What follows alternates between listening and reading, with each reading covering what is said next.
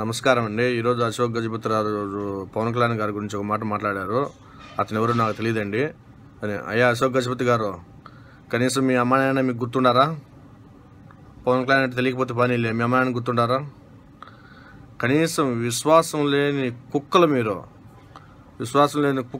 మీరు పవన్ కళ్యాణ్ గారి నుంచి మాట్లాడతారా? మళ్ళీ పవన్ కళ్యాణ్ ఎవరో నాకు తెలియదండి.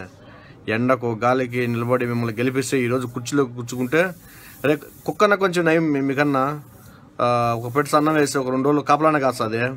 అది కూడా లేదు. మీరు చేసే తప్పులు ఏదన్నా వెతి చూపిస్తే పవన్ కళ్యాణ్ గారు తెలియనట్టు, అతను అవగాహన లేకుండా మాట్లాడినట్టు, అతనికి ఏం తెలియదని ఇష్టం వచ్చేట్టు మాట్లాడతారా? ఇంకొకటి వల్ల రామయ్య అంటారు పవన్ కళ్యాణ్ గారికి అవగాహన లేదు అని. ఇంకొకటి ఎమ్మెల్సీ అంటాడు పవన్ కళ్యాణ్ గారు తప్పుడు సలహా ఇచ్చారంట అని. ఒకరేంది తప్పుడు సలహాలు ఇచ్చే పవన్ కళ్యాణ్ గారు వినేది?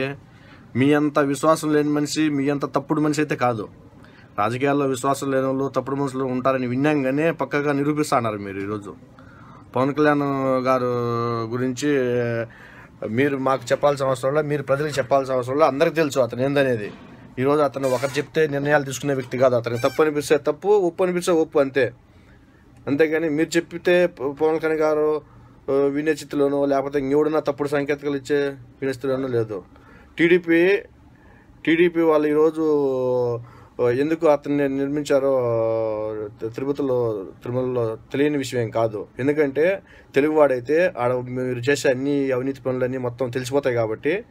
హిందీ వాడైతే కళ్ళు మూసుకొని ఉంటాడు కాబట్టి, తెలుగు రాదు కాబట్టి మీరేం చెప్పినా సరే ఊకొడతాడు కొత్తవాడైతే. అది ఇక్కడైతే వెతుకు తిరుగుతాడు. అంత అవగాహన లేకుండా తెలుసుకునేంత ఇదేం లేదు. అప్పుడు ఇంతకుముందు కాలంలో మీరు టీవీ ఛానల్ పెట్టుకొని మీరు చెప్పిందే కరెక్ట్ అని అదే నమ్మేది. మీ టీవీ ఛానల్ గుండా మీరు తప్పుడు ప్రచారాలు చేపిస్తా అదే ప్రజలకు నమ్మేది. ఇప్పుడు అట్లా ఏం లేదు. అన్నీ గమనిస్తూ ఉన్నాం ఏం జరిగేది అన్నీ.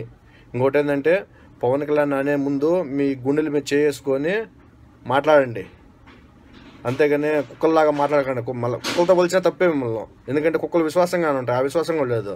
అయ్యా పవన్ కళ్యాణ్ గారు, మీరు ఇలాంటి వెధవల కోసమా మీరు అంత కష్టపడి తిరిగి వాళ్ళు ప్రచారం చేసి గెలిపించింది? 2014లో చిన్న పిల్లని అడిగే చెప్తాడు జగన్ గెలిచాడని. అట్లాంటిది మీరు వస్తానే తారుమారైపోయి వాళ్ళని కుర్చీలో కూర్చోబెట్టినారు. వాళ్ళకు విశ్వాసం లేదు. కుక్కల కన్నా హీనంగా మా ఊరు మరుగుతున్నారు వాళ్ళు. మీకు ఎట్లా ఉందేమో కానీ మాకైతే కన్నా దొరికితే కన్నా నాన్నే తొక్కేయాలనిపిస్తుంది. అంత ఆవేశంగా ఉంది వాళ్ళు మాట్లాడుతారంటే. ఎందుకంటే కొంచెం కూడా విశ్వాసం లేకుండా మాట్లాడుతున్నారు. వీళ్ళ కోసమా మీరు ఎండలో తిరిగి వానకు తడిచి గెలిపించింది అంత కసట్లు పడి? వీళ్ళ కోసమా మీరు వాన పడతానే కానీ తడుచుకుంటా చలికి ఇంత ప్రచారం చేసింది?